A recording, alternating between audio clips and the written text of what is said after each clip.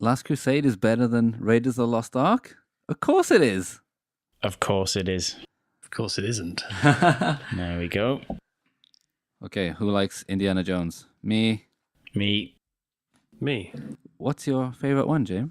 My favorite Indiana Jones film, and possibly in my top 3 films of all time, is The Last Crusade. What about you, Ben? What's your favorite one? Well, just to set it straight, I love Indiana Jones, and I love number 1 and number 3. However, number 1 is possibly my favourite film of all time. It is a classic. And I'd also just like to say something straight. I adore both of these films. They're 5 out of 5 classics. I'd class both of them in maybe my top 10, certainly top 15. And I also class Ben as one of my best mates. But tonight, the gloves are off. Yeah, so Jamie and Ben are good friends who love movies, and they're always chatting about, certain movies, this and that. And one of the biggest ones that people seem to love them talking about is Indiana Jones, because they both disagree, even though they both probably love the other movie as well. But they just, they prefer this one. So, yeah. Well, we do. We both love both number 1 and number 3. Yeah. 2 and 4 don't really, We were talking before this, and I basically watched Raiders of the Lost Ark last night and spent time trying to pick apart a movie I loved, and I really didn't like it. I'm actually quite looking forward for this to be over. Yeah. I'm hoping we can draw a line in the sand and just move forward. Yeah. So this is going to be like a civil argument, kind of like a game or whatever. So what we're going to do is we're going to split the movies up into 7 categories, which are number 1, the story, number 2, screenplay and dialogue, number 3, acting, number 4, direction, number 5, climax, number 6, memorable moments, and number 7, memorable moments, and number 7, music. And I'm just going to be the moderator. Whoever I think has got, I'm going to be fair, who has got the, the most backed, not less emotion led answer, I'll give 5 points to. It's going to be emotional, isn't it? To be fair, yeah, it's an emotional thing. This isn't going to work, and whichever one of us loses is going to think you're a... Yeah, I know. And also, when you say climax, what do you mean by climax? You mean the end of the film? Yeah, the end of the movie. That's right. How it all wraps up. You know what I mean? So like that. So and also we're going to do a quiz at the end. I'm going to quiz each of them on the movie that they love, and if they have to pass, then they can pass over to the other person, and that person gets 1 point. So 1 point for each question. Then I'm going to throw some plot holes at them, just general things that I noticed, and see how they defend it. So, yeah. So let's move on to the first one. So, the story. James, what's your movie about? Why is it a good story? So, in my movie, the acclaimed archaeologist, Indiana Jones, he... well, can I talk about the beginning bit? That comes later, right, in memorable scenes. Oh, really? Okay. So no, I don't know. He's minding his own business, and he gets recruited by an American man to go after the Holy Grail. Well, he's not really minding his own business. It starts off with him looking for a cross. That's right. Yeah, but it's got nothing to do with the Holy Grail, has it? Yeah, but it's still part of the film, isn't it? Yeah, but I mean, it's a separate thing. Well, I had it, Marcus. I had it in my hands. Yeah, but I agree with that. But at the beginning, obviously, beginning of Raiders, he's looking for the idol. He finds it. He does, and it's got nothing to do with the searching for the Ark. In Raiders, it's got a lot more of a point than it does in Last Crusade. I agree. I was trying to say it was completely separate. So in Raiders, it isn't. So the beginning. So he gets that cross thing, right? And then who's the guy? Bellic? Well, he gets it, and then he loses it, and then later. So Bellic is the one who gets it. No, that's right? Raiders of the Lost Ark. That's Raiders. Who's Bellic. Who's the? Oh, that's that, right? Yeah. Oh, is he the French? No, who's the French guy in the first one? That's Bellic. Yeah, that's Raiders. That's Raiders. Jamie, you're the other one. That's right. Okay, yeah. Sorry, never mind. Jamie's on the wrong end of the stick. And sorry. Correct him. Oh, shots fired. Okay, that's sorry. I would just like to personally state him looking for. Actually, yeah, it does have more to do with it because it establishes it's Bellic, yeah, it establishes a rivalry. Okay. Anyway, story about Last Crusade. He gets asked by a very wealthy American man to look for the Holy Grail, to pick up the trail where their previous researcher has disappeared. It turns out the previous researcher is his dad, wonderfully played by Sean Connery. Turns out that this American is in league with the Nazis, and they go on a search for the Holy Grail. You say Nazis? Yeah. What do you say, Ben? Nazis. Yeah, it's the same as Newcastle. Okay. Bath. It's Castle Castle. Okay, so Ben, what's the story of the movie that you like, Raiders of the Lost Ark? The film opens with our intrepid hero kind of wandering through the jungle trying to find a relic, which is a sort of a golden statue, which, spoiler alert, fails. And then as we quickly find out, kind of his arch nemesis, this guy called Rene Belloc, played by Paul Freeman, brilliantly, I might add. He manages to get it off him.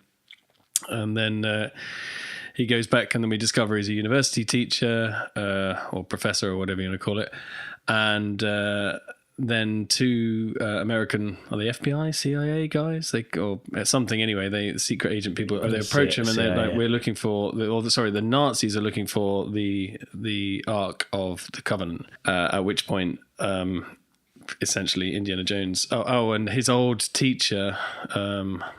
What's his name? I can't remember his name now. Ravenwood. Abner. Abner, yeah. Had I been want to point in the quiz for that, by the way. Yeah.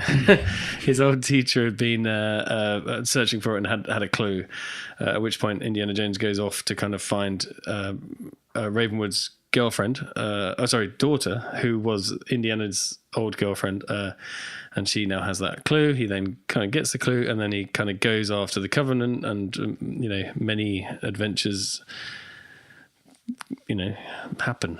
So, James, do you think the story of The Last Crusade is better than the story of Raiders? I'm not going to say it's better. There's obviously more facets to it. Yeah.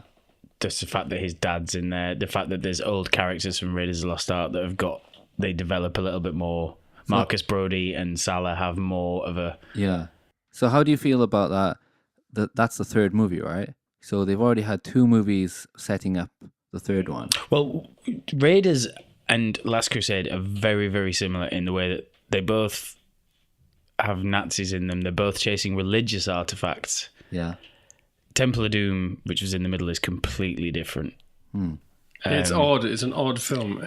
Actually, in the time canon... Well, he wrote, but... In the time canon, both Raiders and Last Crusade were written before Right, yeah. So in the time canon, Temple of Doom comes after, right? I think. No, Temple of Doom is a prequel. It's a prequel. That's what I mean. No, I mean, but in what was written, I see. What was written, but Temple of Doom is set before those two films. Yeah, happened. it's set like a year before that's Raiders. Supposedly the first one, right? Yeah. Okay. Yeah. Okay. So Ben, do you think the story of Raiders is better than Last Crusade? Yes. Explain why. I'm not allowed to say it just is, am I? No. It just has a better arc to it. I mean, and when I say, I mean, I suppose story is, but obviously everything comes down to there's pacing. Is that a pun? A better arc? Yeah. See what I did there. It comes down to obviously the pacing and things like that, but the hint that this guy Ravenwood, who obviously Indy had a falling out with. Because of an affair with his daughter, which leads him into, I think, Nepal, where he goes into Nepal and he finds this, and then you get to Egypt and he establishes these friendships, and I just feel like the story in and don't get me wrong, I love The Last Crusade, and the father thing in The Last Crusade is the one.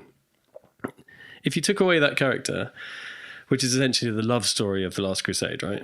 Yeah, like that, the father figure. And you've got the Marion... What about Dr. Elsa Schneider? Well, we'll come to that later because that's characters, but it's not a love story. She's using him to whatever. But there's a lot of stuff in The Last Crusade that kind of just copies Raiders. Like, as you said, they're very similar.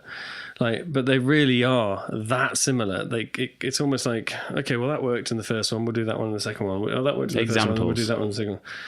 Like the propeller thing, chopping up the guy in the water in the boat when they're chasing. They did the propeller thing in the first film with the Nazi fight. Like, that's one example. It's set in the 30s. There's not many different choices of machinery they could have. Oh, great argument. Okay. No, seriously, like what? But my point is, it's an example. Hang on, you're saying that a propeller on a plane compared to a propeller on a boat is like copying something from a film? It's the same. Yeah, it's the same. It's the same idea, isn't it? Just used again. Okay, that worked brilliantly. That Nazi fight in the first film is. I mean, we're into scenes here now, but it's brilliant. Like that massive bloke From Alvida's Impact, no doubt. What was he? Pat Roach. Yeah. Pat Roach, yeah. Bomber from Alvida's Impact. Big fella, bald, massive, and he's kind of, he's knocking the living shit out of Indy, and then he falls onto the wing, and he's like, oh yeah, kind of, and that's quite a comedy moment. He's like, yeah, wait, I'll get off, I'll come on, and then he's getting knocked out. And there's a brilliant scene with Harrison Ford. He punches him so hard in the face, his knees kind of wobble, and then he just falls backwards, and then. Obviously, the plane is turning around because what's the name? Marion's knocked out the thingy, and it obviously gets chopped to pieces. And you're thinking, okay, it's comedic, and then it's horrific all at once in the same, and it's brilliant action sequence as well, all in the same scene. Whereas in Last Crusade, and it is a great boat chase, but then they kind of. It was like, this is a ridiculous argument. You've used that same thing again, okay, but it's not. You're comparing the best scene in. One of the best fight scenes in Raiders of the Lost Ark to a scene that is not one of the best fight scenes in Last Crusade. Because they copied the same thing. It is a fight scene though. They're fighting on a boat and there's a propeller chopping. That's the dramatic whatever you want to call it. An arc. Obviously, I don't want to make that joke over and over again, but it's not a joke. So obviously, but they.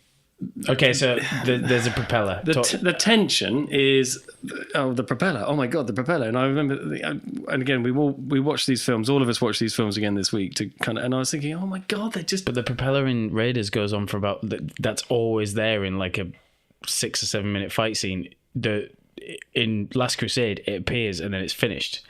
No, it doesn't. It does. No, it's not in it. It's in it for like 30 seconds. No, I'm going to go with There's at like least a minute. Massive chase before that happens. Yeah, which is a good chase. I'm not saying it's not, but the point is, but the propeller's just the finale to it. And it's not as good. Of course, it's not as good. No one gets sliced and diced. The guy does. I'm saying in Last Crusade, no one gets chopped up by a propeller. Yes, in Last Crusade, the guy does. No, he doesn't. The little. Whatever he is, I don't know where he's from. He doesn't. He does. He doesn't. The boat. He goes You just don't see it because it's a PG film. He falls into the water. He doesn't. He does. No. Oh, well, I disagree. But anyway. So, James, what is the title of your film? The Last Crusade. That's just it. The Last Crusade. Indiana Jones and the Last Crusade. What's the other one called, Ben? Indiana Jones and the Raiders of the Lost Ark. See, I noticed it was called And the Raiders of the Lost Ark, but wasn't it originally just called Raiders of the Lost Ark? They changed it on the Blu-ray, I think. Oh, they may have done. It might have just been called Raiders, yeah. Which do you prefer, Raiders of the Lost Ark or Indiana Jones and the Raiders of the Lost Ark? I prefer Raiders of the Lost Ark. Yeah, me too. But I just noticed that when I watched it. Yeah, but they've done that with it's like Rambo. The first Rambo was just called First Blood, but now because it's part of a franchise, it's just called, Was Star Wars called that? Was it called Star Wars A New Hope, or was it just called A New Hope? I think it was called just I think Star Wars. It was just called Star Wars. They didn't bring A New Hope in until they released the second one. Just Star Wars, and then later it was called A New Hope. Yeah. Okay. So yeah. Anyway, but that's besides the point. All right. So okay. But James, you're saying that obviously so Ben is using the argument that they just copied stuff from. I'm saying my personal opinion that he is using the argument that it copies it because there's a propeller when. In Raiders, the propeller is the focal point of this fight scene, and then the chase scene in Last Crusade, it's there for it's on screen for 30 seconds. There's so much more happens. So, hold on, but that's not the only thing. I mean, they copy lines in this film frequently. Well, of course they're going to do that. It's a sequel. Okay. Do you think that Arnold Schwarzenegger, because he says "I'll be back" in Terminator 2, is just weak because he's copying it from the first one? Or all right, which movie flows better?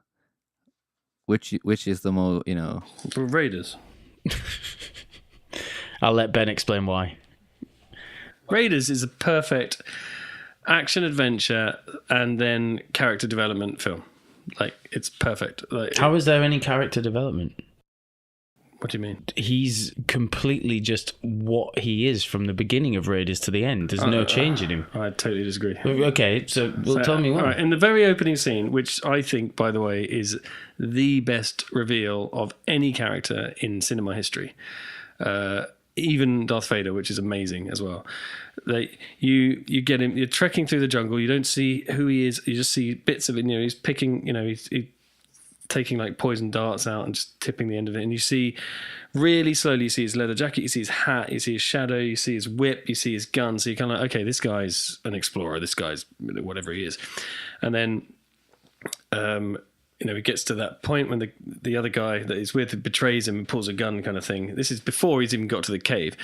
And then he turns around with his whip and he cracks the whip and he knocks it out. And then the music goes dun, dun, dun, dun. And then he just close up and he steps into the light and you're like, holy fuck. Yeah. Here is a character. But we still don't really know if he's good or bad at that point. You genuinely don't. You're just like, but obviously it's a heroic kind of shot. Then you go into the cave and you've got Alfred Molina, who's amazing. Oh yeah, I think Alfred Molina. It was his first movie role. Oh my god, that's Alfred Molina. And Alfred Molina, and they're going through it together, and he's all, and the spiders on the back, and he's kind of trying to. I mean, he's still not really sure. This guy's just is he robbing stuff? Is he whatever? And he gets his whatever. And it's not really until he's betrayed when he's like, throw me the idol, and he throws him, and he goes, adios, senor. Yeah, and then the next thing he's whatever. Then you get that amazing the ball sequence which is rolling down, which is, let's face it, that's one of the most iconic scenes. It's the most iconic scene in any history of the indie films, and I'm going to say in cinema. I think it's one of the most. Okay, so that's brilliant. Yeah. Then he falls out through all those spiders' webs. He could have stepped underneath it. Well, he probably could, but whatever. And then he rolls down through the spider webs, and he rolls into Belloc's hands, and he's like, Indiana Jones, once again, you have something that no, that's later on in the film, isn't it? He says there's nothing you possess that I can't take away from you. So first of all, you've got this idea of this guy who's this action hero, hard as nails, kills people, whips people, whatever. He's in a university with his hair parted and glasses on, just giving and you're like, okay, so this guy's not just muscle, he's intellectual as well. So also there, when they present, when the FBI or CIA guys come up, he's really skeptical about magic and stuff, right? Absolutely. But even before that, there's a scene where there's a girl in the front of the class, and she's written "love you" on her eyelashes, and she blinks, and he's notably embarrassed. So even then you're kind of like, okay, so he's not, I'm just going to go and bang any bird. Yeah, he's kind of awkward, isn't he? Yeah. So he's what you would imagine as an sort of a stereotype of that kind of When he goes character. to Nepal and he opens the door and he's like, hey, Maria, and he's like, looks all like weird. He's not like cool. He's just like big smile, like, hey, I know what you mean. I don't know. I think he's pretty cool. I think he's cool. I don't think. No. I don't think so. I think he looks very he doesn't look like, he's not like James Bond. It's not like James Bond walking in and be like, hey, what makes it work though with that? So, and with the character development there. So then he meets Delhome Elliott, what's his name? Denham Elliott. It is Delhome. Okay, said Denham. He plays Marcus Brody, and who's a serious character, and he's talking about the dangers of him going. So then you realise, okay, this is not just an action hero; he's an intellectual action hero, and he's aware of the dangers of going on this adventure. And he says, I always come prepared. And he chucks the gun into his suitcase, and all these kind of things. And then, then he arrives in Nepal, and and I disagree with you actually. When he walks into that bar, he's like, "Hey, Mary," and I think he just looks so because they do the shadow silhouette. I think that thing's phenomenal. Cool, but I think but when he says it, he doesn't seem like a guy who's like you said, he's not like you said, he was embarrassed when that girl winked at him. He didn't walk in and just be like. I think he's just got a little bit of not nerve, but like a little bit of hate. There's not 100% confidence in his voice. Oh, see, I don't get that at all. I think when he meets her, but then she wallops him in the face. Yeah. And he does that classic Harrison Ford kind of shocked, I've just been punched face, which he has in nearly all of his films that he gets punched. This is kind of, it's almost a Roger Moore, oof, isn't it? And then you realise, okay, so this is a guy who's been hurt by a woman who's... So the character development's phenomenal, I think, in that film. He hasn't been hurt by her. He hurt her. Well, sorry, all right. Well, he realises that he's hurt her, and he doesn't really know how to deal with that. And then you talk about her character development, which is incredible, because she's obviously hard as nails, but she wants to forgive him, and she's clearly still in love with him, but doesn't really know how to, or doesn't really know how to trust him, or things like that. There's all that the character and in Raid and in again Last Crusade, I love it. There's nothing really. Really, I cannot agree with that. All right, so the whole point is the story, right? So what I'm saying, right, is if you would, let's say no one had ever seen Indiana Jones, and you were telling the story like this is what happened. You know, like, let's take a short synopsis or whatever to someone. Like, do you think Last Crusade would sound more interesting to someone, or do you think Raiders? I think so completely, because the opening scene, you see him still as this like kind of fearless, naive person, but then they establish the relationship that he's got with his father, which is not very close. When he walks in and he's got this thing, and his dad doesn't even look at him and tells him to count to 20 in Greek, and then he admits defeat and he can't even turn to his dad for any comfort because he knows he won't get any. And then you see him lecturing again, and he's as Ben said, he's completely vulnerable. I can't compete with what Ben said, because it's a character introduction. It's this is 3 films along, but you see him. He looks completely flustered in class. He walks back into his office. There's so many students, and his secretary telling him, "You've got this to do. You've got that to do." He gets the letter from Venice, puts it in his pocket, and then he tries to escape out the window because he's just overwhelmed. Terrible teacher. Yeah, absolutely. Which he isn't in the first one. He's very much in control. He's awkward on, with Ben. a woman. You see him for 30 seconds. But you see him for 30 seconds in that one as well. It's not a long scene. He's in a classroom. He ridiculous. leaves the classroom. He's hounded by students. He goes into his office and he runs away. And in the first one, he's in the class. It's about a minute scene, and he's talking about various different things, and X never marks the spot and all that kind of thing, which again comes back to in the third one where he's like, X marks the spot. But I'd say he it's the says same that time. in the third one. The is it? first Okay, one, well, the first one he's talking about Neolithic. That's right. Sorry. Okay. The Neolithic. But the point is, it's still a minute scene, and he's only made awkward. He's a very confident teacher. He's only made awkward by the fact that a girl's written "love you," and that's when he's not awkward in class in The Last Crusade. But why does he run out the window then? Because class is fine. Time gets called, and then Marcus comes in and he gives him the cross of Coronados. And it's only when he goes into his office, he's more in control of his class in Last Crusade. It's only when he goes into his office and his secretary's there, like, "Oh, your mail's on your desk. This," and all the students are patting on the door like some. It's honestly I remember. It's a horrible scene is like they've used that scene in every zombie film, the hands tapping on the glass. Yeah, but to me that was like that gives an image of a guy who's totally unprepared, not tidy, not with his time. Interesting, because I'm gonna go well into this about being unprepared when we get to the climax. But anyway, okay. So, all right, Ben. So, do you think Raiders works as just as a story? Is it a much better story? Like, if you were telling someone, do you think it would be more interesting to someone? Not necessarily. I think both stories are great. And they're both fairly simple. Like, you're just chasing after something. What makes both these films brilliant is the fact that they have such a simple storyline, and the characters around them are phenomenal. And in my opinion, what genuinely makes Raiders considerably better is the characters and the interaction between the characters. Like, if you look at The Last Crusade, there isn't really a bad guy in per se. There's the guy, the American dude or whatever. But he's not. I don't think he's a particularly good bad guy. You have the betrayal of, what's her name? The good-looking woman. Dr. Elsa Schneider. She was a Bond girl. She was in A View to a Kill. Alison Doody. Doody. Anyway, but it's kind of it's really projected. Whereas in Raiders, the bad guys are bad guys and the good guys are good guys. It's obvious. And I don't like the characterization of Marcus. I really need some elaboration on that. Ben? How are they projected? What do you mean? How in The Last Crusade are they projected? As in the bad guys. You said that there's like more clear in Raiders who the bad guys are.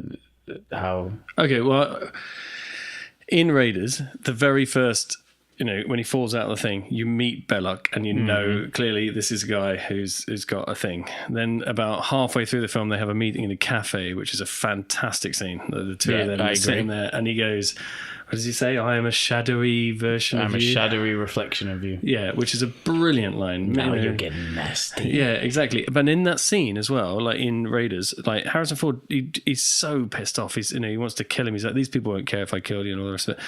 And he doesn't look at him at all. Like he just looks away, looks away, and he's like pent up anger, and then till when he basically tries to kill him, and then that's when he finally looks at him. And then you have the other guy, I think he's called Tot or Tart, or the guy with the sort of round specs, who looks a bit like a piglet. The really sadistic guy and he walks in with the guy with the amazing coat hanger. Yeah, with the coat hanger. That's a brilliant And he scene. walks and he's like, now, what shall we talk about? Yeah. Like, he's terrifying. He's just like a chub, but he's sadistic as hell. Like, so you're like very clear, okay, we have the Nazi party who we know are bad, and very clear these people are bad guys, but you've got like a really elegant bad guy who is a shadowy reflection of Indiana, and then you have a sadistic git who's clearly nasty. In The Last Crusade, I keep tutting. You go and you meet. First of all, you go and meet. I can't remember his name. What's Walter the guy? Donovan. Donovan, yeah, who also was a Bond bad guy. He was. Yeah, in For Your Eyes Only, I think. Absolutely in For Your Eyes Only. And I don't know, maybe because I'd seen the Bond film, I was like, okay, this is a guy who's a bad guy. But it just seemed projected, and he's like, we're trying to find this and we're trying to find that, and But then, you're saying that because you'd seen a Bond film. well, it could have been, but to me, it was just projected. But he's not. It's not clear in the same way. In terms of it's why I don't know. In Raiders, you're like, okay, clear bad guy, clear nasty bad guy. So you're saying that's always better than having someone? No, who I'm not comes saying. to I'm the just fore saying later? it works better. To me, it just works a lot better. When he goes to meet the good-looking girl, Alison Doody. What's her name again in the film? Elsa Schneider. She's like, Dr. Jones, we've been expecting you. And they kind of search for things together. And she's kind of like, she's always, so, I don't know, sort of a femme fatale. The way she dresses, the way she, I don't know, just doesn't work for me at all.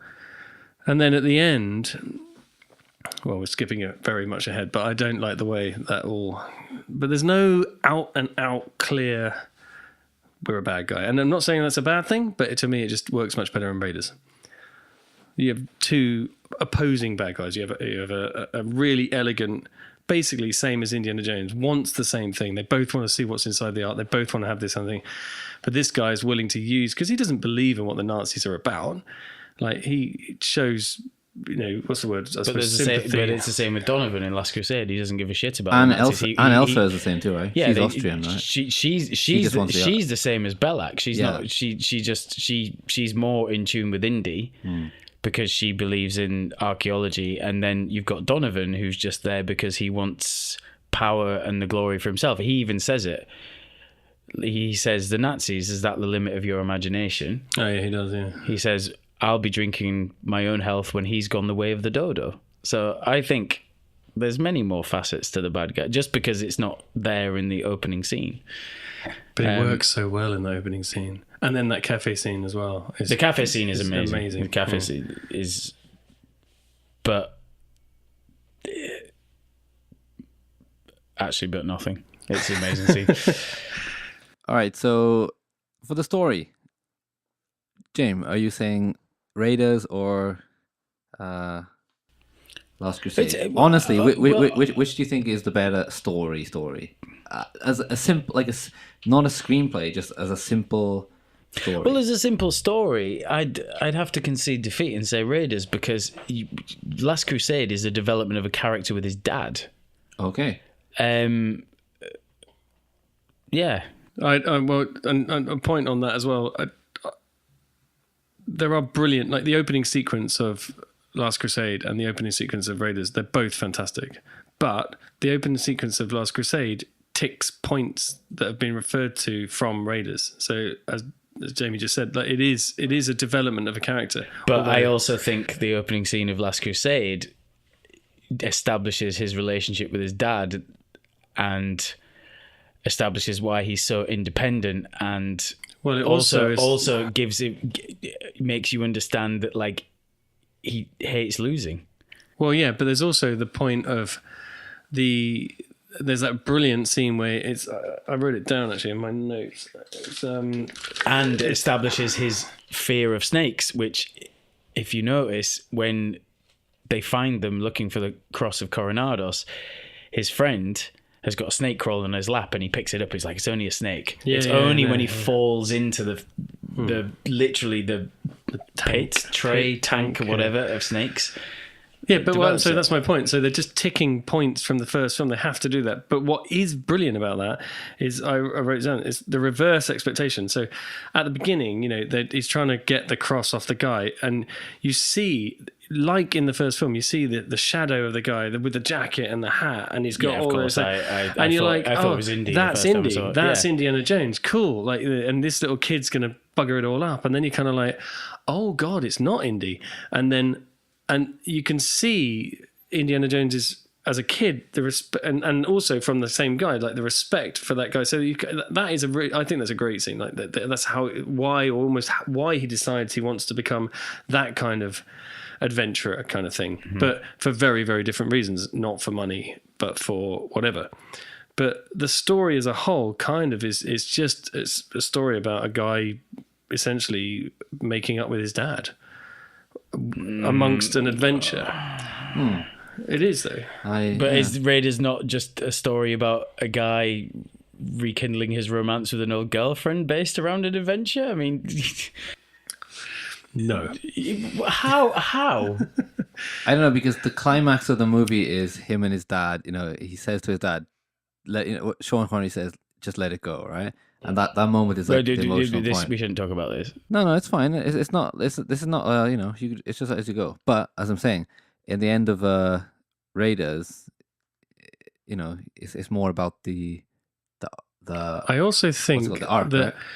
Right? But then the whole climax of Raiders, he spends not doing anything because he is tied to a fucking pole. But the whole point of Last Crusade, the reason he's driven to continue looking, I think he would have given up, is his dad.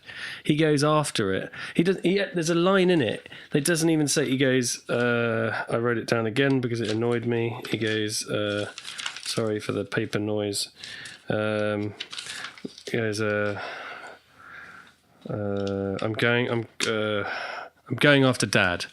It's like, I'm not going after the cup. I'm going after Dad. Then do you honestly think he would give up the chance to going after the Holy Grail? You don't know, but the point is, in the film, whether I think it is irrelevant. In the film, he says, "I'm going after Dad."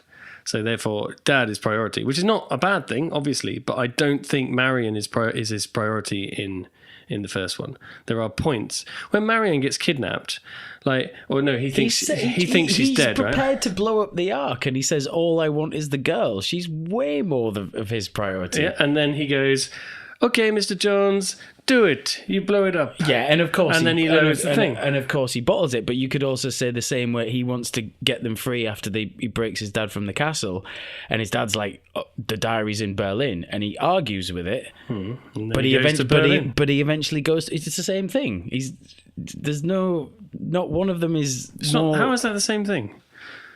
Because what I'm saying is, he's not in any way is that the same thing. How is it not? Wait, he goes to Berlin to get the book. Yeah, why does he go? For his dad. Yeah. And he also doesn't blow up the Ark because he knows it will kill Marion. It's exactly the same thing. He doesn't do what he wants to do as an archaeologist. Going to Berlin might kill his dad and him. Giving himself up might kill him and Marion. They could... Well, no, because also there's a relationship between Belloc and Marion. I am right on this. I'm talking about he's presented with a... I'm not saying I'm right about the story being better, but on this thing, he's got a thing where he's conflicted between his duty as an archaeologist and the sacrifice for someone he loves, and he does exactly the same thing in both films. I disagree. Okay. And I don't really get your point about Berlin being the same as not shooting an Ark with a bazooka. Because it's... I don't see how you can't. Well, because I don't get it. It's totally different. No.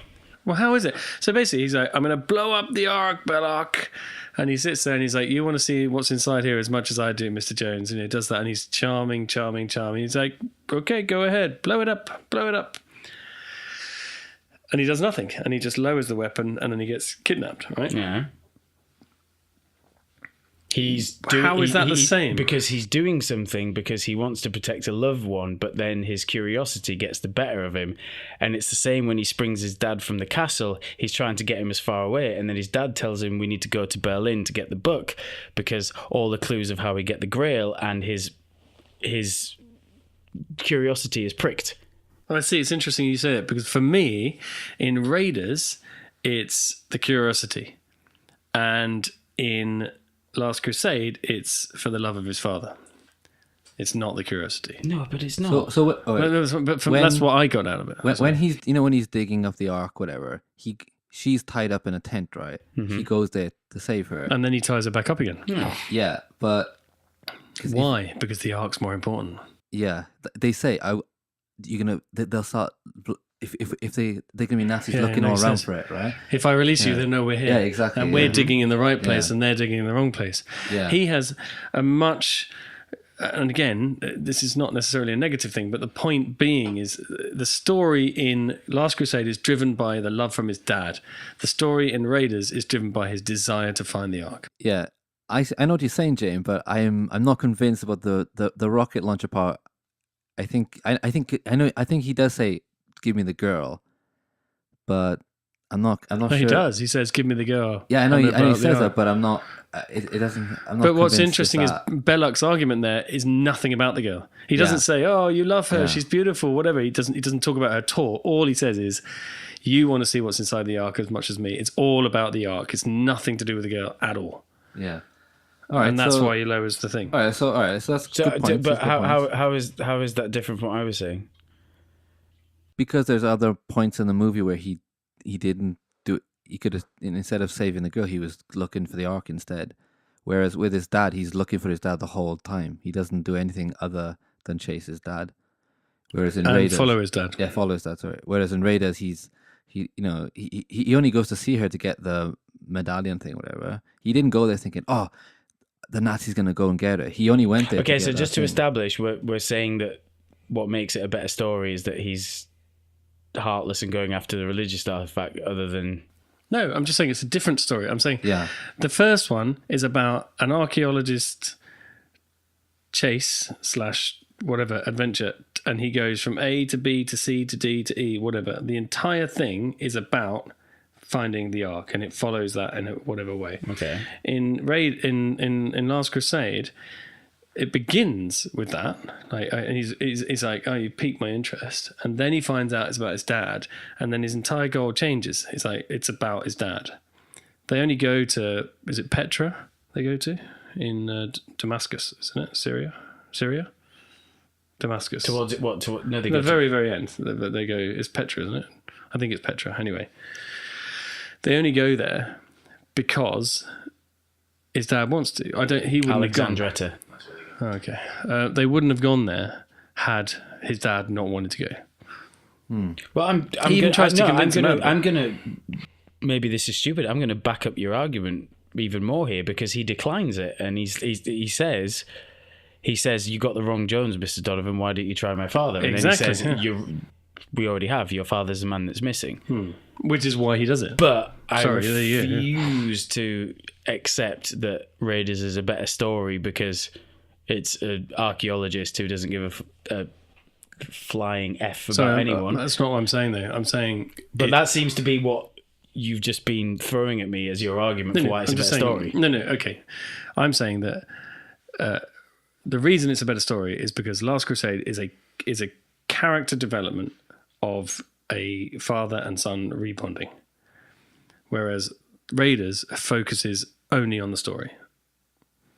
I totally disagree with that because he has to. Although the character development in Raiders is amazing. He's got an old girlfriend that he has to go and see, and they fall in love again. Yeah, but I don't think he wants to fall in love with her. He just wants the medallion. I don't think he particularly wanted to see his dad either. Yeah, but why does he go after him then? Because he cares about him. Exactly. But at the beginning of Raiders, I don't think he does. The only reason she comes with him, she says... Well, she comes... What does she say? When the pub together, he comes back to save her life. When the pub burns down... When the pub... he doesn't come back to save her life. He comes back to get the medallion. When the pub burns down... Does he say, give me the medallion, or does he say, let her go? Well, of course he says let her go, because she's in fire and all the rest of it. You're going to say, I've just come back to get the medallion. Do you mind just give me a couple of minutes and then you can kill her after that? Of course he's not going to walk in there and go... And also, he's a hero, so clearly he's going to go, let her go. You're shifting the parameters here, Ben, a lot. What does she say to him after her pub has burned down? She stands outside she says, in the snow. You still know how to show a woman a good time, and until I get my $5,000, you've got more than you bargained for. I'm your goddamn partner. Exactly. Yeah. There's the point. She decides, not him. So they fall in love basically because... they rekindle their love basically because she decides she wants her money back. That's it. That's the only reason she's there. He goes there to get the medallion. He clearly still... He says to Marcus when he's packing his suitcase, think she'll still be with him? And Marcus says, Marion's the least of your worries now. Of course he still cares about her. Of course he still cares about her. Yeah, but he doesn't care about her more than he cares about archaeology, which is why he left her in the first place. And the tent scene. And the tent scene when he reties her up. Yeah. But you could throw that argument he doesn't care more about his dad than he does about archaeology because they haven't spoken for years. That's because of his dad, though, not because of him. His he says, Dad, you've been obsessed with the Grail. You've never spoken to me in my entire life. All your life was about the Grail, the Grail, the Grail. He's like, he even said something about like your mum, when mum died. Yeah, but they even establish it at the opening scene. This separation between them. He doesn't want to talk to him any more than his dad does. But that's why it's about them because of his together, dad. Right. Which is why that film is about their relationship, which is not a bad thing. I'm not saying it's a bad thing. I'm just saying the story works better. Okay, well, what about the dialogue? What do you think which movie has the best dialogue, James? What's your favorite line in Last Crusade? You can act. Well, hold on. Do you think Last Crusade has the best dialogue? I do. Yeah, I think there's wrong. More. Well, of course, there's the Ben reply. Well, you're wrong. I'll tell you what. I'll hand this over to you. You tell me why I'm wrong. Well, you tell me why you think I'm wrong. No. You were the one who cast the first stone. You tell me why I'm wrong. Last Crusade is a comedy film. Okay. And Raiders of the Lost Ark is a brilliant adventure action film with comedic bits. Last Crusade is first a comedy, then an action film, I think. I like them both, and there are great lines in both. But for example, like my favorite line in Last Crusade is, you probably know it better than me, but it's Marcus speaks a dozen languages, blah, blah, blah, blah, blah, he'll blend in. And then it cuts to Marcus Brody walking through is it Egypt? An Egyptian market? Or some market? Skindering. Okay. And he's going, I wonder what word I'm saying. And of course, when you think about that, you're like, well, and it's really funny, and it's a great line. But Marcus Brody in the first film is a serious academic who knows and understands all the kind of the dangers of what Indiana Jones does. Okay. And in the second film, he's kind of relegated to basically comedic side banter bloke. And even Salah, like John Rhys Davies, is in the first film, a passionate, stoic friend who is devoted to his family, and he has a couple of funny lines, when he sings that song, "Oh, you're the oceans of the sea." I am the man of the That's sea. the one, the American. So, and there's some funny bits, and even when he catches the thing and he's like, "Bad dates," it's a funny-ish line. And actually, my favourite line of his is when Indy looks into the pit and he rolls away and he goes, "Oh, snakes! Why did it have to be snakes?" And he goes, "Asps, very dangerous. You go first." And it's really funny. In Last Crusade, he's a sidekick, it's like a dithering idiot almost. Like, how is he dithering? Both of them are they're not serious characters in Last Crusade. They're comedic characters, which to me takes away from a lot of the stuff they say. Now, there are good lines in Last Crusade. I wrote my favorite line in Last Crusade is, and I wrote this down, sorry, I have to look it up because my memory is gone. That cross belongs in a museum is a great one. But then the other great lines are copied. What are you going to do? I don't know. I'll think of something, which is a pretty much direct. It's not directly quoted, but it's very, very similar to I'm making this up as I go along. And then what's a great line? Oh, yeah. Cheesy lines as well. And she goes, what's this? And he goes, oh, it's the Ark of the Covenant. She goes, are you sure? He goes, pretty sure. You're like, oh, crikey, you know. Why didn't he just... That is a ridiculous argument, Ben. But my favourite line in this film is... If it wasn't for the film you're arguing for, that line wouldn't exist. Say that again, sorry? If it wasn't for Raiders of the Lost Ark, that line wouldn't exist. Exactly. That's the point. That's why it's cheesy. Okay, so you're denying that something you're arguing for. No, I'm not denying. No, I know what you mean, because like when they make everything when is sequels, nodded towards the best film in the it's canon. like it's like Terminator 2 when he says I'll be back, and then like every other movie he says some variation of it, and it's always shit. Like he does it in like number 3 and number 4, whatever. It's always weird. He says it in 1 first. That's what I'm saying, but it's good in 1, but then after that it's really bad. It's also good in 2. It is good in 2 because it's slightly different than Astor. But anyway, it's different. But as it goes on and on and on. But there is a great really line bad. in this where they turn up to this. They're in Berlin or something, and Harrison Ford sort of looks over a wall and he goes, "Nazis, I hate these guys." It's fantastic. That's a really, really good line. But then the first film has just well, you already said the one before. What was it? No Ticket. That really annoys me. When he chucks the guy out of the aeroplane. Oh, not the aeroplane. The what they call it? Zeppelin. No, he chucks the guy out of the Zeppelin. But he goes. You actually told me about a year ago. We laughed about that in the pub, and now you're saying it annoys you. I smell foul play. Well, maybe I was drunk, but it does annoy me. And all those things, I can reach it, and it's just all a bit contrived. But you know, in this film, in Raiders of the Lost Ark, is written by Lawrence Kasdan, right? Who is a massively famous, like, you know, he wrote Empire Strikes Back, like, and something like, you know, I am but a shadowy reflection of you is a quality line, like, and he says. I don't know, I'm making this up as I go. They're like, what are you going to do? And he's like, you know, and then when she's walloping him with the mirrors, like in the boat scene. Oh yeah. And like, where's it hurt?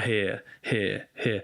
And that doesn't sound like great dialogue, but it is. It's great dialogue. And then she's like, you know, you're not the same guy I knew 10 years ago. And he goes, it's not the years, it's the mileage, which is a great line. It's like really cool stuff. So I just think, and then.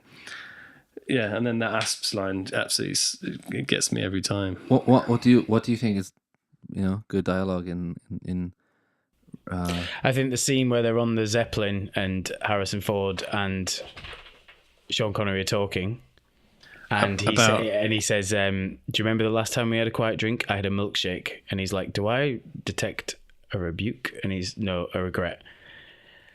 And then Sean Connery's just like, "Okay, what do you want to talk about?" And he's like, yeah, that scene's brilliant. I can't think of anything. I like the part where he shoots the Nazis, and then Sean Connery's like, I can't believe what you've done. Yeah. Don't call me Junior. I think the chemistry. But again, it's comedy. Well, the chemistry is great between those two. Oh, it is. It's brilliant. So the dialogue really works really well in that. And then she's a Nazi. How do you know? She talks in her sleep. Yeah, but that scene in the Zeppelin, it goes on to be better because they then talk about. He's like, "Dad, I can't believe you're old enough to be a father. You're old enough to be a grandfather." He's like, I can't remember what he says. Ships that pass in the night. Yeah, no, the heart wants. Or he goes, I'm only as good as the last guy. And he goes, I was the last guy, like that. But that's. But again, it's comedy, and the Last Crusade is a comedic film, But then I don't think there's any bit as hard hitting in Raiders as when Donovan gives his big speech about Hitler and how he's going to outlast him, and then Indy says to him, "Shooting me won't get you anywhere." And he says, "Dr. Jones, you're absolutely right." And he just turns and shoots his dad. That's dark. Yeah, but There's again, nothing in Raiders. But they've spent the entire film establishing that relationship, that he's started to rekindle the love with his dad. Yeah, so how does that make it less shocking when he shoots him? It doesn't. I'm saying it's a good point, but that's what that film is about. Yeah, of course it is. I don't know. I think Belloc, when not Belloc, I can't remember his name. What's the guy's name that looks like a pig? The sadist. I wrote it down. It's called Tot. T-O-H-T. Tot. Like the scene when he walks into in the first film when he's got the hot poker, hasn't he? In the first scene, sorry, and then later on he. And he, like you said, he's got that fantastic coat hanger and he sits down, and that's genuine. And then, actually, no, when Belloc just throws her into the snake pit, when no, Belloc doesn't throw her. No, well, sorry, rephrase. The Nazis throw her in, and then Belloc is the one who closes it.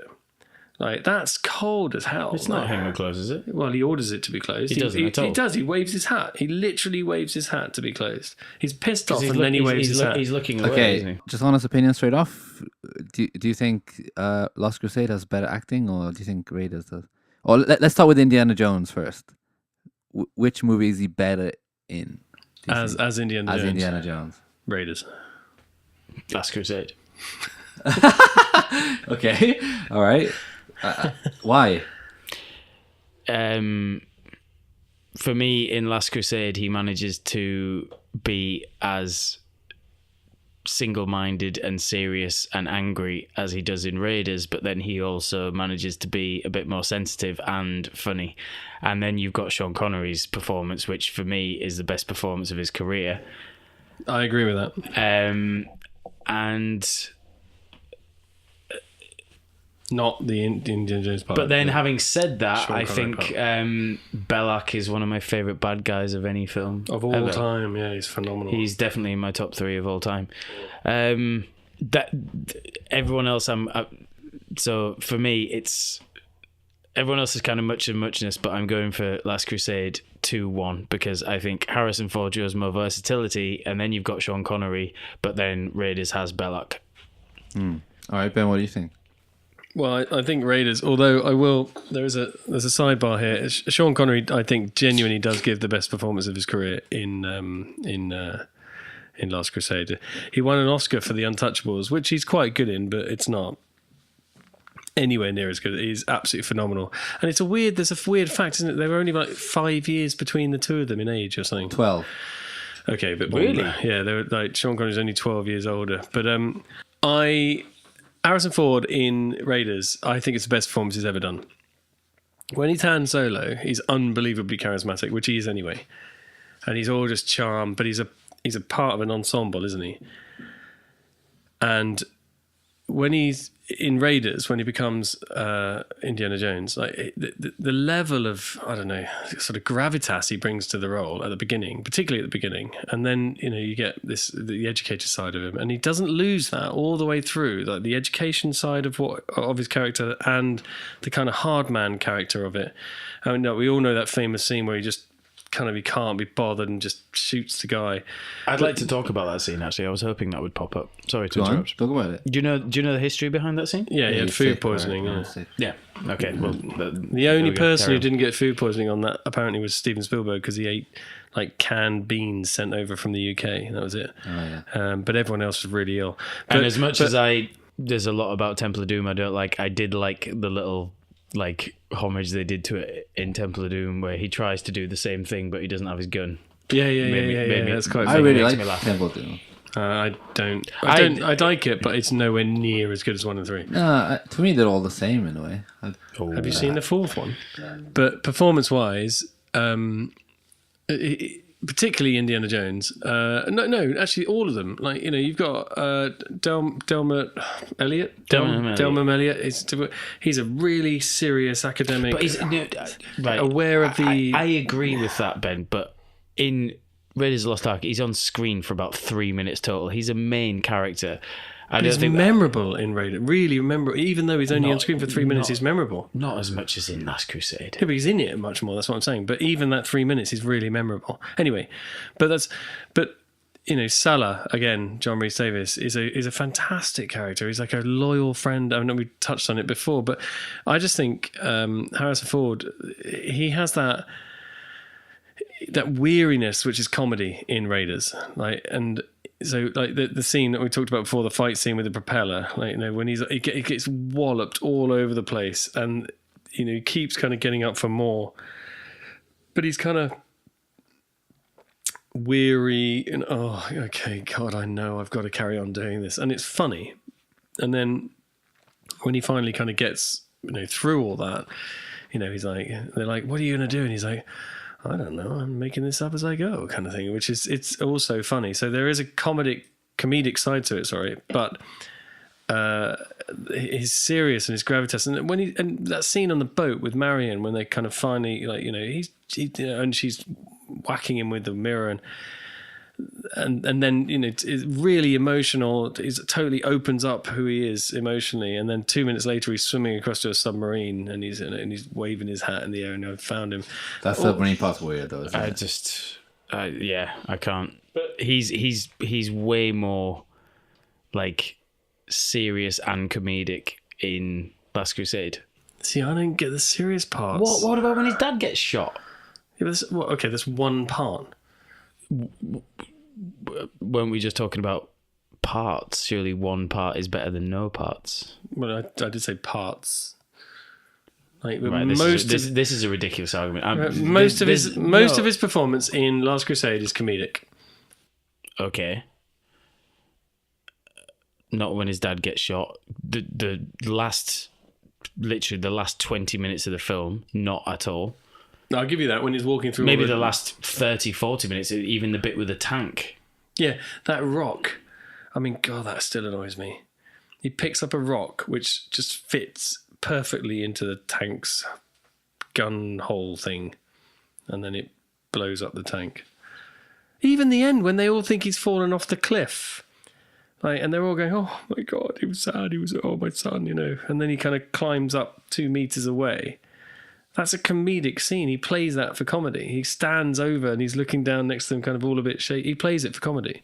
It's not a serious point. That's my point. So it's a comedic, But I'm saying that's more comedic than anything in Raiders, and then the scene when his dad gets shot is more serious than anything in Raiders. His range of acting is just so much better. I totally disagree. So much more to it.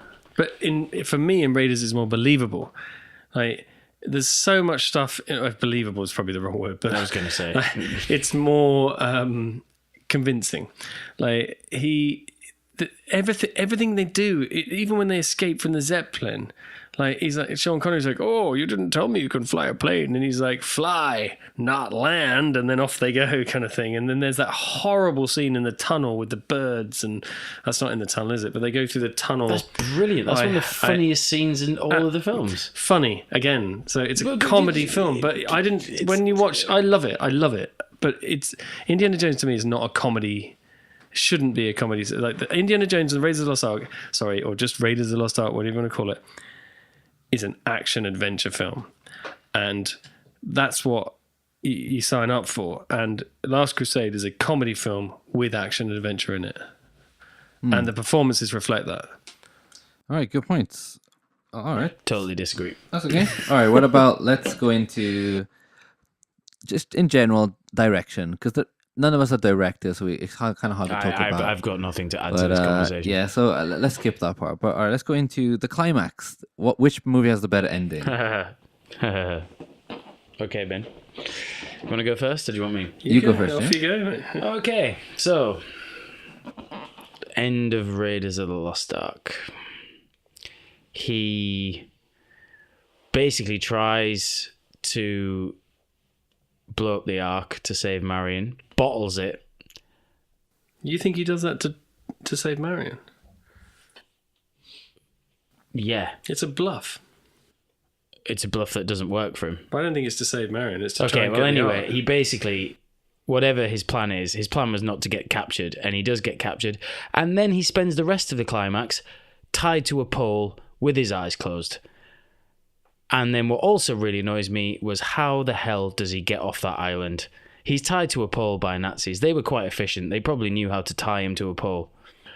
So that's Raiders. Let's go to Last Crusade. He basically has a big fight on a tank, survives falling off a cliff, and then manages to regroup, has a bit of a moment with his dad.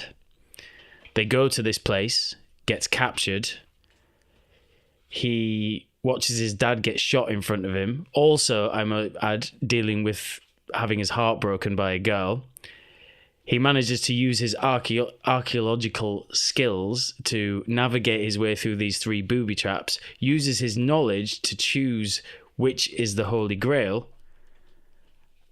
And then that's that. In The Last Crusade, he bumbles his way through everything. He's got you say Last Crusade is more comedic. The climax of Raiders to me is more comedic because he just doesn't know what the hell he's doing. He's just... Can I counterbalance that? Yes, of course. That's why we're here. Good points. Okay. All right. So you say he gets... and obviously he does. I don't. It's a bluff to try and blow up. He's even... Sorry. I shan't counterbalance it He's yet. even... No. Just... Later. He's even... When they're on the Zeppelin, he's talking with his dad about the things that they need to do.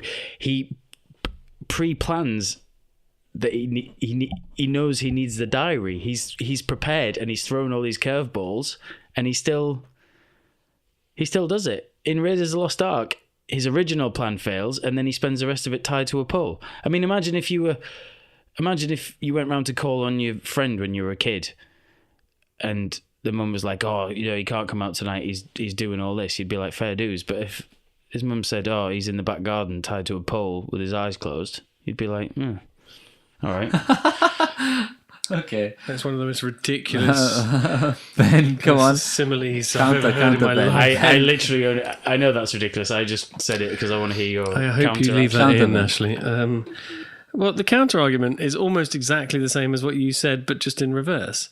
So he gets, Which is I also suppose which is what a ridiculous. counter argument means. But no, so in Raiders, he gets he does the bluff. It doesn't work. Obviously, they don't kill him. They tie him up.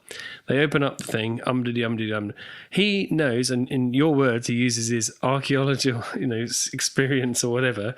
He says, "Don't look at it, Marion. Whatever you do, don't look at it." He says that. He says it on blind faith. There's nothing in that. There's nothing in that film where you see him research anything about that. There's no evidence that you know that, though. There's no evidence that you know that. He knows a lot. What do you mean? At the very beginning scene, he knows all about the Ark. The FBI, CIA guys, whatever, are top people. They come and talk to him, and he knows everything about it. He knows loads and loads of stuff, which is why they send him to look for it in the first place. So we don't know that he doesn't know that. But the point is, he uses whatever skills he has, intuition, whatever you want to call it. He says, don't look at it, Mariam. Whatever you do, don't look at it. And they shut their eyes. And it's a fantastic scene, that. I mean, it really, whoa. How he gets off the island, mate. What's a fantastic scene that he shuts his eyes? No, the whole scene, that entire scene of the opening of the Ark and all that. What compared to? Well, hold on. Compared to in the Last Crusade, where he has to go through. He has to go through the breath of God, the leap of God from the leap of faith from the lion's head. I was quite polite when you were giving your side of the argument. So you want to return the favour and let me. Oh, really? You're going down that road? Oh. Interesting. I'm sure when you listen back, you'll realise you were wrong. But about the politeness.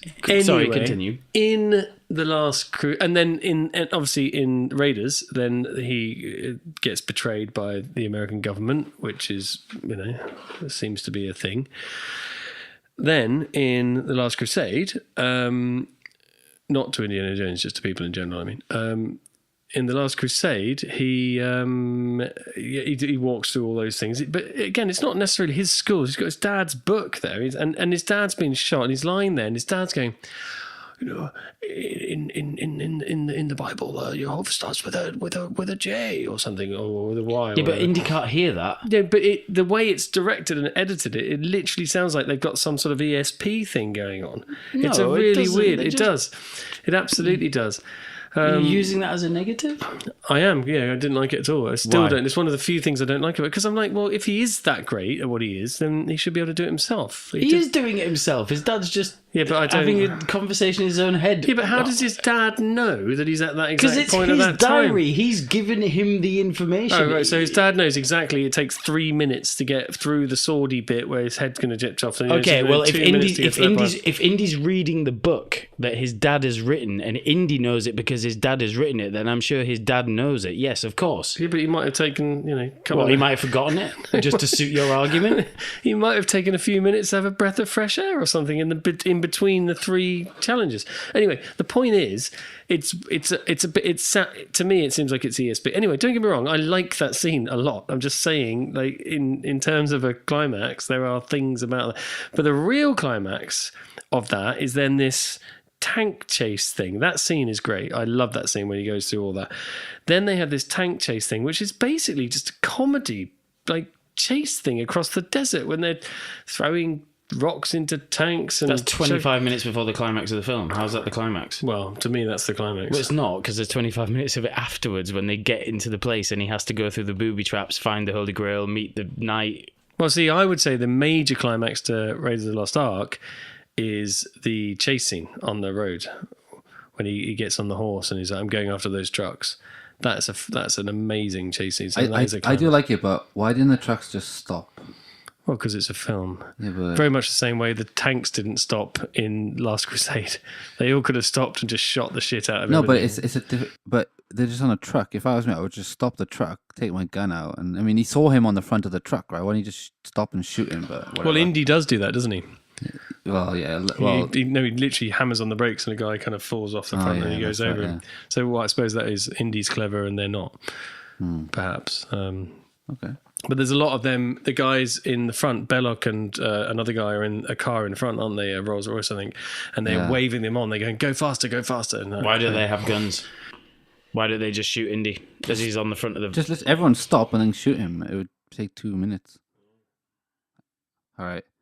Okay. So you're both not budging on the climax, but... This to me is the strongest category that I'm prepared to. There's other things that I'm prepared to. Story. Yeah. I'm prepared to lose on because it's the original. Climax is absolutely. I am unmovable. Well, you both had good points, right? Unmovable. So let's talk about music. Well, without the first film, there is no music, so... Ben, I'm not sure you can say that. Well, I can, but I mean... Absolutely ridiculous. But the music is extremely similar, to be fair. It's completely different. In Last Crusade, when you've got the... Last Crusade, there's a lot of new themes. His father and stuff. Yeah. Every time something religious comes on screen, there's a completely new thing. The chase music, the dun dun dun dun dun dun dun dun dun dun dun Yeah, I don't like that. That's very good. Yeah. dun dun dun dun. It's good music, Personally, but it sounds for comedic. me, that is my second favourite piece of John Williams' music after Superman. Yeah, that one. That's not Superman I'm singing. The one you were just singing. That one. The little chase music. Yes. Kind of, yeah. See, I love that music, but it's comedic. It sounds comedic. It doesn't sound serious. I like the theme that Sean Connery and Harrison Ford, the father-son theme, is cool. What's it like? You know what I mean, right? When they're always together. That's that music. Is it that one, right? No, that's the chase. You know what I mean? I can't remember. Yeah, the they theme, do. Yeah, they have. I like that one. I wrote down. It sounds a bit like the Goonies. It sounds like dun dun dun dun dun dun dun dun dun dun dun. Right, it's John Williams. We could literally list all of his music. But basically, they've both got amazing soundtracks. Which has the best? Honestly, I wouldn't be able to pick between the two. I think they're both phenomenal. Like the Raiders March when he's chasing the trucks is phenomenal. I'm gonna tell a completely ridiculous story here. When I first saw The Last Crusade, was about the same time I did my Holy Communion. Okay.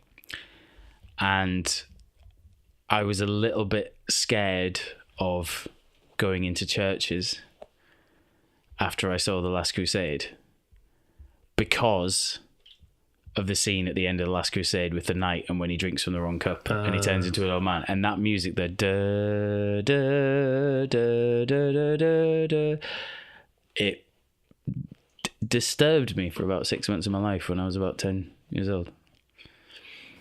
Cool. It is good music. I think, but honestly, the music is the one area where I won't dispute. I don't think there's a winner. They're both phenomenal. John Williams' music is just enjoy incredible. and remember the music more from Lost Crusade. Because I just like when I watched it, I was humming them after. Well, Raiders, I still like it. I agree with you, Ben. But I think Raiders has got the more. It's a serious. Again, it's a serious thing. So there is a much lighter-hearted feel to Last Crusade as a film, and the soundtrack reflects that. And it also keeps the deeper, darker stuff too. So the music is reflected in that, whereas Raiders is more serious all the way through. But I love them both. I think they're both brilliant. All right, so let's move on to the memorable moments. Okay. Which movie has the most memorable moment in any indie film is the boulder at the beginning. That's true, but that's one moment. That's number one. The second most memorable movie in any Indiana Jones film is when he just pulls out the gun and shoots the guy, which is also in Raiders. Raiders, yeah. I think the third is the gold statue in Raiders at the very beginning where he's doing the sand. And that might even be the second, but it's up there. And the snakes bit at the beginning of Raiders is also one. That's spiders. At the beginning. No, sorry, I mean in the plane. Oh, right. But I would say the spiders, or certainly for me as a child, that really stuck with me. As a child, my most memorable moment was in Temple of Doom when... the heart thing. No, when Indian short rounder in the chamber and... Oh, she has to put her hand through it's like, we're going to die. Exactly. That was the most memorable scene as I was a kid. No, for me, it was always... but Raiders wins this category for me, hands down. It does. The guy being shot by the propeller, shot by the propeller is insane. The guy, the melting face of the nasty taut guy, when he's like... at the end, his face just melts. The very, very last scene of Raiders, when they're just pushing the Ark into the museum and a little rat kind of scurries away, it's a phenomenal moment in film. It's absolutely incredible. So just to let you know, I've been quietly judging everything, and you're even on points. So bollocks. I think we've both. So now we have we've been proud to our. We have the quiz tonight. now, right? So the quiz is just like just a general knowledge thing, whatever, and then we'll go into it at the end. So if you don't know the answer, we can pass it, and then. So if you ask Jamie a question, if he doesn't know the answer to it, then I get to have a shot at it. Yeah. And who just to save a lot of carnage, who decides if do we have to admit defeat? Or can the other person jump in after a certain time limit, or what we're doing? Well, I'll be the judge of that. I think we should be gentlemen and admit defeat. Well, hold on. With the quiz, it's going to be whoever gets the most right is going to be the winner, right? But so if you answer and it's wrong, it automatically gets passed across. Yeah. Okay. Absolutely. All right. So I'm asking. May the best man win you. Last Crusade is to you, right? Yep. Okay. Right. All right, Jim. Whose tomb was Indiana Jones looking for in the library? The tomb of Sir Richard. Yes. 1 point, Jamie. Well done. I actually knew that too. Number 2. Annoying. What? So someone splintered. What does Indy's dad call him? You're not going to do 1 1 1 1 1 1 1. Oh, okay. I think that's better. All right. I think it adds to the tension. Oh, okay. All right, here we go. All right. Ben, what is the first weapon Indy uses? In the film? Yes. His whip. 1 point. Mm-hmm. James, what does Indy's dad call him? Junior. Ben, okay. How many obstacles are there before Indy picks up the artifact at the beginning? The gold one? Yeah, how many obstacles are there? So you sympathise with him. So you mentioned spiders, etc. So how many? Is that counting as an obstacle? Yeah. Okay, so there's the spiders, there's the light, there's the. So I need a number. There's that chasm thing, and then this is before he picks it up, not after. Only before. Yeah. Oh no, the chasm's after. Okay, so the spiders, the light is 2 or 3. He does. They walk in. This is after they've walked into the entrance, right? Yeah. Right, so you walk in. The first thing they come across is the spiders. Then... there's... No, but that's from the things. Right, 2. James, do you want to have a go? Ben has to defer. Well, 2 is wrong. Well, no, if I'm wrong, then you get to have a go. Yeah. Okay, he has the spiders. Yeah. He has the light. Yeah. He has the chasm, Yeah. and then he has the things that you put Yeah. your feet on So and how- fires out the arrows. so how many is And that? then, so that's 4. Are we counting putting the sandbag? Well, you can't to- answer. No, You have to answer. So this is before... Four, so, four, four, before four, before he four. picks it up. 4. You're correct. I always think that the light was the same as the... Yeah, that's why I chose this question, because I thought it kind of mumbled up. It's hard. Right, James. Number 3 for you. Whose car did Salah borrow? His brother-in-law. Shit. Compensation for my brother-in-law's car. Okay. All right. Ben, complete the sentence. It's not the years, honey. It's the mileage. Yes. I think I already said that. you Thank go. goodness. James, what building were the directions to the Holy Grail inside of? What building? Yeah, what building? Like, what building was it? What kind of building was it? The church in Venice? No, Ben. Oh, What kind of band? If you're wrong, you're wrong. What kind of building was the directions to the Holy Grail? What building with the directions to the... This is a vague What? question. Yeah, but exactly. What kind of building was it? You know? Was it a cathedral? No. Basilica? Passover, James. What building were the directions to the Holy Grail? Yeah. So where they find the directions? You know, what was that building? The directions are in the book. The directions are in his diary. Yeah, but what I mean is, like, they get the the main where he has to go to this place to go to the next stage. What kind of building is it? There's a big... It's a library. Yes, Ben. There you go. It is a library. Thank God for It's that. a library. I said the church in Venice. It's an abandoned church. Oh my god! But it's a I library, feel isn't It's a library though. They say absolutely- library a lot, or a library. Okay, right? yeah. It's a converted church. Oh, They say library a lot, man. Jesus Right, Christ! work my way back into it. Come on. Ben, when Indy gets It's a into the hollow victory if you win because of that. I'll tell you. when Indy gets into in the plane to go to Nepal, what magazine is the Nazi spy reading? Fuck It's me. That's not fair. No, Jesus it's a very clear image. Newsweek. No, Time. no, you've only have one guess. Jamie? It's time. No. Ben? 19... Horse and hound. exactly. Okay. 1940 something. So Big. Like, another hint. It's big and red on the front. yeah, which is Newsweek and Time. So It's one word. well, it's also Newsweek and Time. So, Is it called like the Nazi Party or no, something? it's very, very. It's a very famous magazine. James? I thought I sprinkled them up, mixed them hard and easy. Oh, maybe I know. I have to wait for Jamie to because He gets on the plane, and then you see the camera zooms in on the Nazi, spy, while Indy's taking a nap, whatever. And The world. no, is it people? no. Related to people, Jamie. Persons. No, Ben. National Geographic? No, it's only 4 letters. Time. All right, I think we might have to call. What are we going to do with this? We're going to call this. Or... Yeah, I don't know. I've got no educated no guesses. idea. It's life. Oh, okay. Well, there we go. What's the scores at the moment? It is 4-3 to Jamie. That was my question, right? Yeah. Oh, well, sorry, yeah. I might add a beastly one. That was dreadful. Beastly. Jamie. This is very funny because, all right, which actress played the Nazi spy? I don't know name. I don't know name. Alison Moody. Yes. Come on, back in there. One more time, sorry. Alison Moody. Mooney. Mooney. No, you just said it, but how does that count? Doomy. No. Dooney. Moody. No. Mooney. No. Alison Moody. No, it's not. Moody Dooney. Moody Doody. Doody. Dude. There we go. I think it's something like that.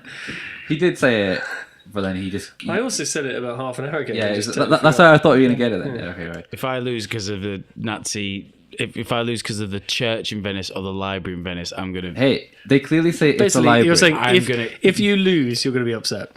No, Yes. The building at the time was a library. It doesn't matter what it was before. Ben. Ben, sorry. Who saves Indy from Belloc and his henchmen at the cafe? The children. Yeah, there you go. It's like, God, who? Do I need a name? It's like a bunch of kids. Exactly. Jamie. How does Henry know Elsa is a spy? she talks in her sleep. There you go. See, I did mix it up a bit. Ben. Oh. What kind of snakes are they? Asps. Oh, Jesus Christ, Ashley. Very dangerous. You go first. Hey, I don't know how much you like this movie. You know, I didn't really hear you talk about it. James, what lot. What language does Indy's dad make him count in? Greek. Yeah, see. Why does what's her name? Fuck, I forgot. I didn't write her name. Marion burn Indiana Jones. She burn him. Does it seem where she? Oh, she's what? She's unlocking his cuffs or something, isn't she? No. Let's pass that to Jamie. She thinks his whip's a snake. That's right. That's fuck. Oh God! You can leave that in. That is annoying as hell. I should have got that. Jamie. If I lose this because of that, fuck the library thing. That's the worst. Jamie. Sorry. In Last Crusade, what is the first word of the movie? Dismount. Yes. Well done. That was very good. That's great. I thought I'd have you there. Ben, what is the name of the black ship captain?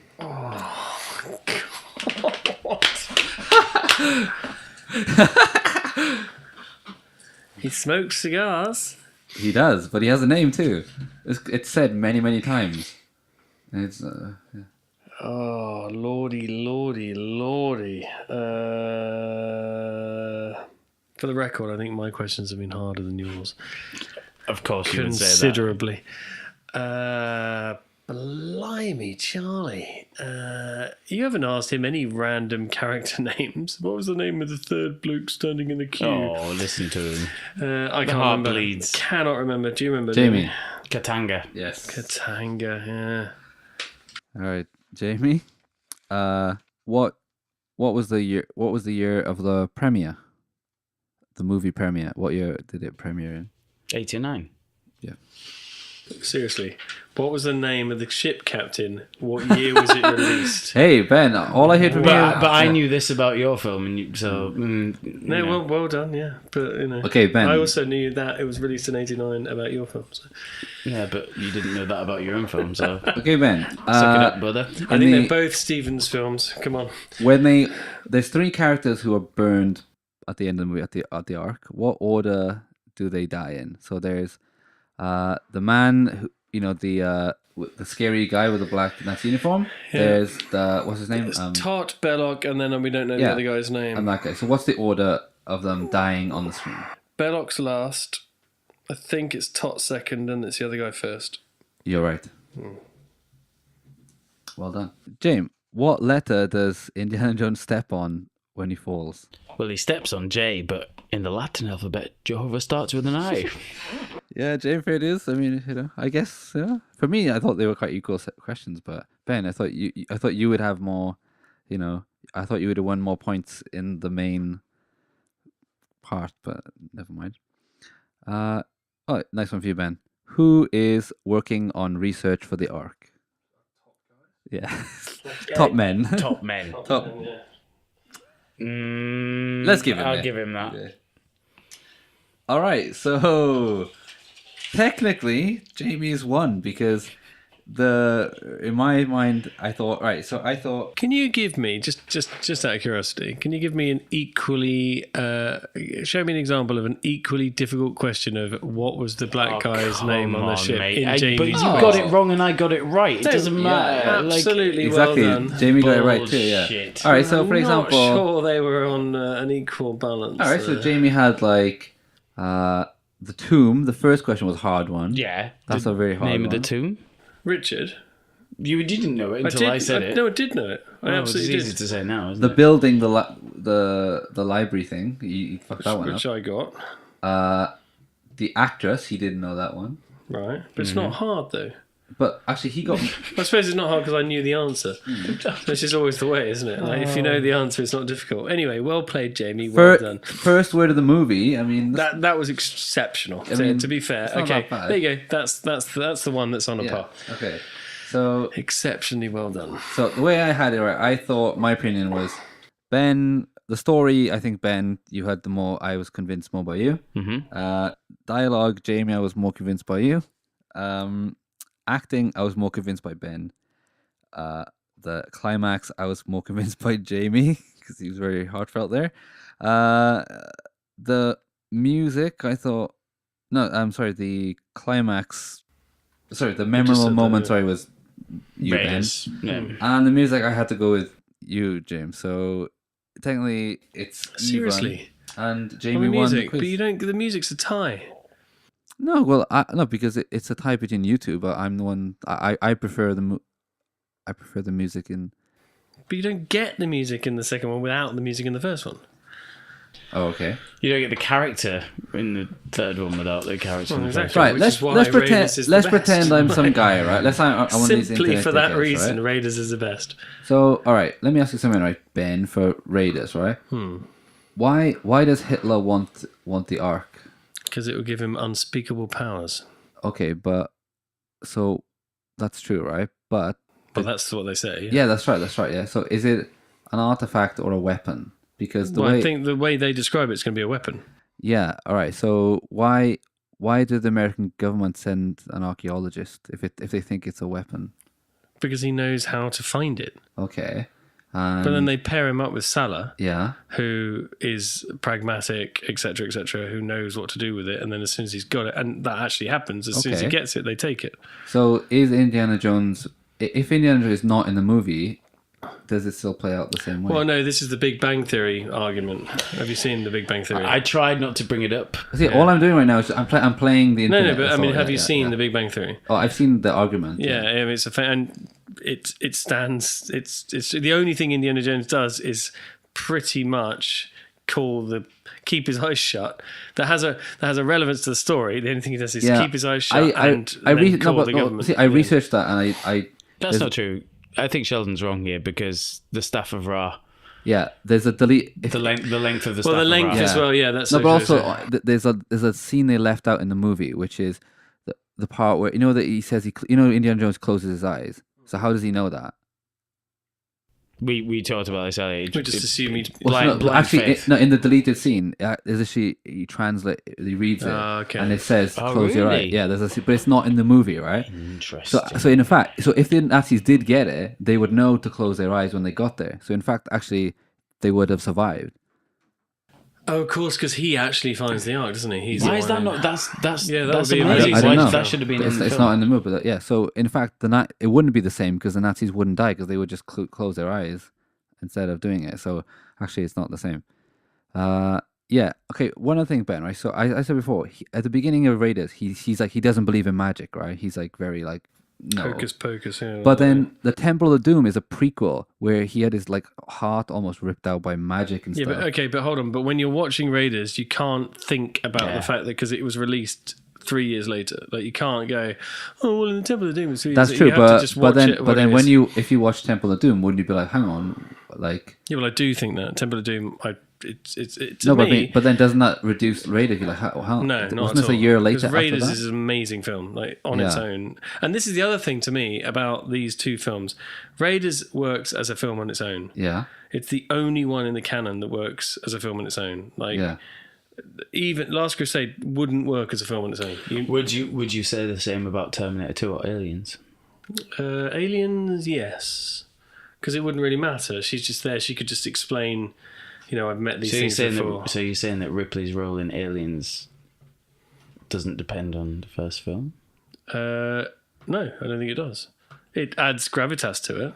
But a lot of people I know have seen Aliens and never seen Alien and love it. But then a lot of people I know have seen Last Crusade and not seen Raiders and love it. Really? Yeah. They're not direct sequels. It's not like... it's not like an episode of 24. I watched Crusade first. Did That's you the first really? one I seen, and I thought it was very good. And then I watched Temple. I watched Raiders last, actually. I watched Die Hard 2 first, and then Die Hard, and was like, wow. Well, exactly. But they're just films about a hero. I just think, particularly when you've seen Raiders. I mean, again, I watched Raiders first, and then I saw. I think I watched them in canon, actually. So I'm not a big fan of Temple of Doom. As a kid, I quite liked it. I really like it. As an adult, I find it tedious. And Kate Capshaw, who I really like and admire as an actress, but in that film, she's just so annoying. I see. She's in Black Rain, right? Yeah, Well, she's great in that. No, I think she is really annoying in That's a great film, Temple of Doom, but I think I that's her point is to be. Yeah, like but that, I mean, you know. I think it's where she's married to Steven Spielberg, right? Now. Really? Yeah, they met on that film. On the set, yeah. On set. Still married too, actually, Yeah. For me, the movies go Wow. in order they were released, except for the fourth one. 1, 2, 3. Oh, do they really? So For me, it's 1, 3, 2, Raiders 4. is my favorite. Then it's Temple. Then it's Last Crusade. But they still, I could just interchange them. But like, just personally, that's what I like. For me, they're all the same. I love them both because they both have equally. I'm like, that's dumb, but whatever. I love it. But I think Temple has more. But I love the scenes I love in Temple. I just remember more, like the bridge. Also, one thing that really bothered me is like, like the part where him and Sean Connery escape. And then they jump into they put the boat. The boat rolls up. They can't. You'd be able to see that there was two people in the boat. No, but you could. But then they're in the crate in the thing, right? But they just drive off. Like, can you just wait a little bit until they got in the boat and then ride off? Yes, I absolutely. wrote that down in my notes. Yeah, can they have just waited like a couple of seconds more until they did that? My notes, Yeah. it pissed me off like you wouldn't believe. But they wouldn't. They would have also looked at the boat and seen that there was no one. Yeah, in it. that's why it's double. Fucking It's even worse stupid, because Okay, you can literally see no one's what I there. wrote. Erupting out of the box after setting the boat off. Twats, why not wait a few minutes longer? Yeah. And how did they get in the annoyed me. box? Well, exactly. So and then there's another one where they're doing a chase and the guy pulls a wheelie on a motorbike and he's about 50 meters away. Yeah. And he pulls a wheelie and then the next thing you know, honestly, within one take of it, sorry, that was me clicking my fingers. The wheel is on the back of the Jeep kind of thing and chasing them. And there's a few editing issues in Last Crusade. Yeah. There's another one when He's not 50 meters from him. Come on, babe. he's a long way away. He's not at all because the camera's only on him. I know it like the back of my hand. You don't see Indy and his dad in the bike in the same scene. It pans back. You know when Salah is like riding up. Where is it? Yeah, he's riding up to catch Dad on the tank, and it's a major like continuity thing. Like he rides up on the wrong side of the tank, and then he catches Dad on the other side of the tank. It's really annoying. No, he doesn't. He does. I literally wrote He's it down. on the right side of the tank. No, he's not. He's on the wrong guy. Yeah, but then he's not. When he catches him, he's on the other. He catches him with his wrong hand. Okay. Killing a guy with ink, that annoyed me. The pen is mightier than the sword part. Yeah. Yeah, That's that's a kinda bit. I hated the tunnel thing. Yeah. Why is the gun unloaded before the bird scene? Oh, because in the plane you see him shoot. He shot it before as a part, and you see him. He opens it up, and there's no bullets in there, whatever. Why though? I can't remember exactly, but there's a reason for it. I did actually look back at that, but yeah. I did love this super Spielbergy scene with the wing mirror again, which is used in Jurassic Park, obviously later. Faster, boy, faster. Yeah, and you see the thing like that's great. But I have to say, like, I'm not convinced. Raiders is just I think it's genuinely. I think it's my favorite film of all time. It's Raiders, Jaws, lots of The Spielberg submarine stuff. is a really weird part too, because like, Which I read about. well, he rides a submarine to. No, like, because he gets he swims across from the boat, doesn't he, to the submarine? And they're like, where I find him. I found him, and there he is. I love that scene. As a kid, I loved it. Then decide whether to blow your ship from the water. Yeah, but apparently there's a lot of James Bond references in this. Like apparently, like Alison Doody was a James Bond girl. In Indiana Jones and the Temple of Doom, he turns up wearing like a white dinner jacket in a casino, which is a James Bond. Like in all of the Indiana Jones, there's loads of James Bond references. And the submarine thing, was it A View to a Kill? No, The Spy Who Loved Me. Yeah. Which was made, in 85, 84, 83, 82. So anyway, sometime in the early 80s, which is before that. So there's loads of sort of Jamesy Bond references. All right, yeah. Well, fair dues. I think you both did well. Fair dues. I mean, yeah. I don't think we solved anything, did we? We haven't at all. I think this has caused more arguments. No, it was I think it was good points, and I enjoyed that. So I hope everyone did as well. So look at this one screaming. So Ashley, we have a question for you. Go on then. We have a challenge for you. Yeah. We want to do a show with you where you defend why 28 Weeks Later is a better film than 28 Days Later. Which it isn't. Easily. Not even remotely. And you're going to have 2v1 on here. No problem. I love that. It's much better than 28 Days Later. You're up for that? It's not. Yeah, It really isn't. Are you up for that? Yeah, I'll do that. It's easy. Okay, Ben? Yeah. Yeah, we'll mash you. But you obviously aren't allowed to decide. So also, there's something we should say to listeners. So obviously today, Ashley's decided that we've evened and Jamie won the quiz, so Jamie won. But actually, if people can send in opinions and votes and whatever, where would they send those opinions and votes to, Ashley? Absolutely. Well, this is going to be on YouTube, so just write it in the comments. Right. If for those of you watching, I'm just putting a hat on Ben's head saying, "You lost today, kid," but it doesn't mean you have to like it. But I didn't really lose.